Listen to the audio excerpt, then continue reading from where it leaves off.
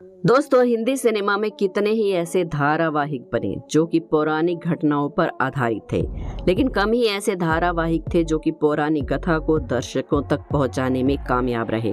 भारत की जन्मभूमि ने एक ऐसे महाभारत के युद्ध की अनुभूति की है जिसके साक्ष्य आज भी हमारे ग्रंथों में मौजूद हैं।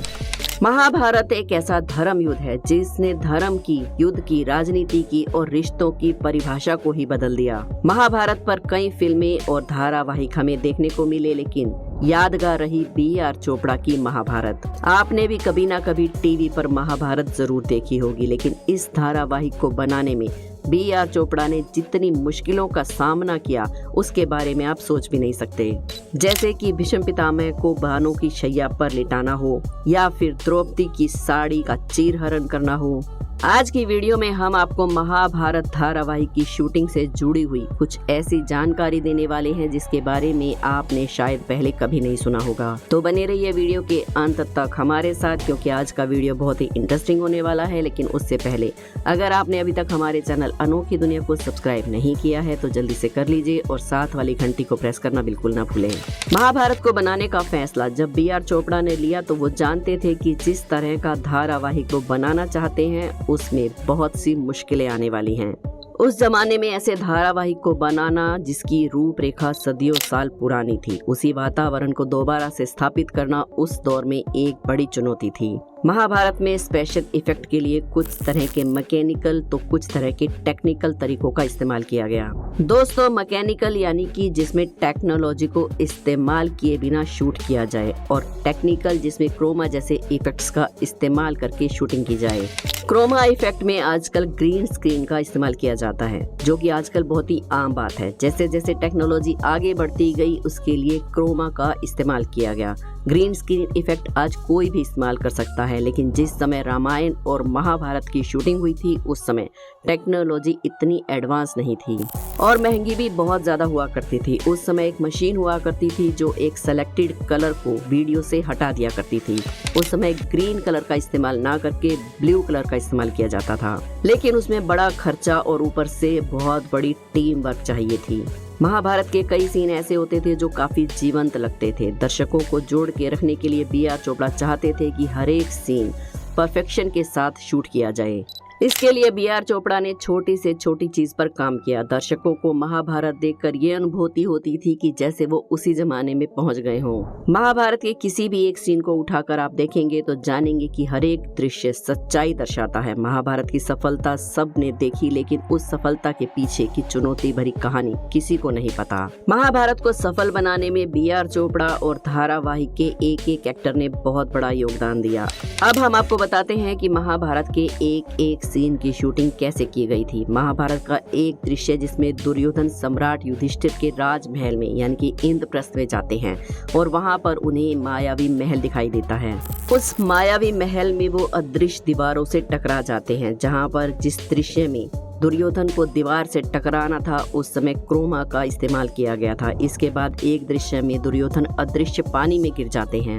इस जगह पर क्रोमा का इस्तेमाल नहीं किया गया था, इसमें मैकेनिकल टेक्निक का इस्तेमाल किया गया था। इस जगह पर वास्तव में पानी ही था, लेकिन उसके ऊपर कारपेट दिखाने के लिए थर्माकोल के पाउडर और लकड़ी के पार्टिकल्स का इस्तेमाल किया गया था और एक पुल तैयार किया गया जिसे बनाने में 2 दिन लगे थे और शूटिंग में 4 कैमरे एक साथ एक ही शॉट ले रहे थे, क्योंकि रीटेक लेने का कोई भी चांस नहीं था। रीटेक लेने के लिए इतना ही काम दोबारा करना पड़ता, उस गड्ढे को दोबारा से तैयार करना पड़ता जिसमें बहुत समय और पैसा लगता। इसके बाद महाभारत के युद्ध के पहले जब श्री कृष्ण ने विराट रूप दिखाया उस दृश्य में क्रोमा का इस्तेमाल किया गया। इस दृश्य में श्री कृष्ण को अर्जुन के कद से बड़ा दिखाना था। श्री कृष्ण के पीछे अलग अलग चेहरे दिखाने थे, साथ ही एक मुख में प्राणियों का जाना और दूसरे मुख से प्राणियों का वापस आना, प्रकाश, जल, अग्नि, हर तरह के इफेक्ट को सावधानी से किया गया था। यहाँ भी 2 कैमरों का इस्तेमाल किया गया था और 2 दृश्यों को एक साथ जोड़ा गया था। एक दृश्य में रथ पर अकेले अर्जुन थे और वहीं दूसरे दृश्य में श्री कृष्ण जिनका बड़ा रूप दिखाना था दूसरे रथ पर थे। दोस्तों, भगवान श्री कृष्ण के इस विराट रूप को देखकर कमेंट्स बॉक्स में जय श्री कृष्णा लिखना तो बनता ही है। अब बात करते हैं भीष्म पितामह के बाणों की शैया पर लेटने वाले सीन के बारे में। इस सीन को शूट करने के लिए मैकेनिकल इफेक्ट का इस्तेमाल किया गया था। तीर लगते समय भीष्म पितामह का किरदार निभाने वाले अभिनेता मुकेश खन्ना को आते हुए तीर को अपने हाथों से पकड़ना था। ये तीर पतले तार से खींचे जाते थे और तेजी के साथ आते थे और उन्हें आते हुए झट से पकड़ना था। इसके बाद जब तीर शरीर के आर पार दिखाए गए तब हाथ और पैरों में कपड़े के अंदर लोहे की प्लेटों का इस्तेमाल किया गया, जिसमें एक प्लेट में तीर का आधा हिस्सा और दूसरी प्लेट में तीर का बाकी बचा हुआ आधा हिस्सा तकनीक की सहायता से लगाया गया। इसके बाद शरीर के नीचे एक लोहे की प्लेट लगाई गई और बाकी आधे बचे हुए तीर के हिस्से को प्लेट के नीचे की तरफ लगाया गया ताकि ऐसा लगे कि तीर शरीर के आर पार निकल गया है। इसके बाद बात करते हैं द्रौपदी के चीर हरण के दृश्य की। द्रौपदी यानी कि रूपा गांगुली की साड़ी को जब खींचना था तो उस साड़ी को 250 मीटर लंबा तैयार किया गया। इसे गिनीज बुक ऑफ रिकॉर्ड में भी दर्ज किया गया था। शूटिंग के दौरान एक कैमरे में साड़ी और दूसरे कैमरे में कैरेक्टर रखा गया था। इस प्रकार 2 कैमरों का इस्तेमाल करके इस दृश्य को दर्शाया गया था। महाभारत का युद्ध कुरुक्षेत्र में रणभूमि में लड़ा गया था। महाभारत का ये युद्ध 18 दिनों तक चला था और इस युद्ध में पांडवों ने कौरवों पर विजय हासिल की थी। लेकिन क्या आप जानते हैं कि शो के वार सीन की शूटिंग कैसे हुई थी? महाभारत की आधी से ज्यादा शूटिंग तो मुंबई की फिल्म सिटी में ही शूट की गई थी, लेकिन वॉर के सीन राजस्थान के जयपुर में शूट किए गए थे। बी.आर. चोपड़ा की टीम एक ऐसी जगह चाहती थी जहां पर बिजली के खंभे ना हो, क्योंकि महाभारत के समय में ये सब नहीं होते थे और उन्हें जयपुर के पास एक ऐसी जगह आखिर मिल ही गई। दरअसल महाभारत जैसे विशाल युद्ध की लोकेशन को दिखाने के लिए एक बड़े मैदान की जरूरत थी और ये लोकेशन इन्हें राजस्थान में जाकर मिली।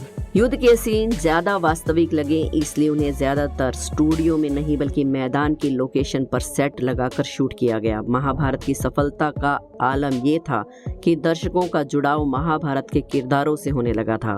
महाभारत में युधिष्ठिर का किरदार निभाने वाले गजेंद्र सिंह को एक आदमी ने उस वक्त रोक लिया जब उनके पिताजी एम्बुलेंस में बीमारी की हालत में पड़े थे। उस शख्स ने गजेंद्र जी से कहा कि अगर वो उनके पिताजी के सर पर हाथ रख देंगे तो उनके पिताजी ठीक हो जाएंगे।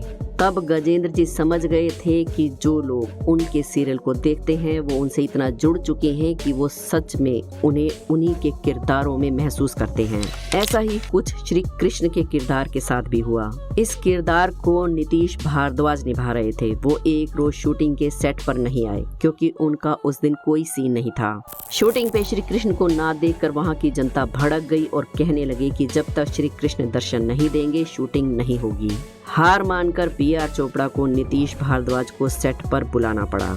जब नीतीश भारद्वाज श्री कृष्ण के गेटअप में आए और उन्होंने वहां अपनी हाजिरी लगाई तब जाकर शूटिंग शुरू हुई। महाभारत पर एक फिल्म बनाना बी.आर. चोपड़ा का सपना था, लेकिन वो जानते थे कि इतने बड़े महाकाव्य को 3 घंटों में समेट पाना असंभव है। इसीलिए उन्होंने सीरियल बनाने का फैसला किया और उन्होंने इस धारावाहिक की स्क्रिप्ट लिखने की जिम्मेदारी डॉक्टर मासूम रजा को दी। लोगों ने बी.आर. चोपड़ा से कहा कि एक मुसलमान महाभारत कैसे लिखेगा, वो उसके किरदारों के साथ न्याय नहीं कर पाएगा। लेकिन बी.आर. चोपड़ा ने किसी की नहीं सुनी और रजा साहब ने भी क्या कमाल की स्क्रिप्ट लिखी। कुल मिलाकर महाभारत ने बी.आर. चोपड़ा की सारी आशाएं पूरी कर दी और महाभारत सीरियल को लोगों ने भी काफी प्यार दिया। बेशक पौराणिक कथाओं को लिखना और उन्हें बनाना कोई आसान काम नहीं है। आपको महाभारत का कौन सा पात्र सबसे ज्यादा पसंद है, हमें कमेंट बॉक्स में जरूर बताएं। वीडियो पसंद आई हो तो एक लाइक जरूर करें। हमारे चैनल अनोखी दुनिया को सब्सक्राइब करके बेल आइकन को प्रेस करना ना भूलें। कमेंट्स में जय श्री कृष्णा जरूर लिखें। कल फिर मिलेंगे एक और वीडियो में। जय श्री कृष्णा।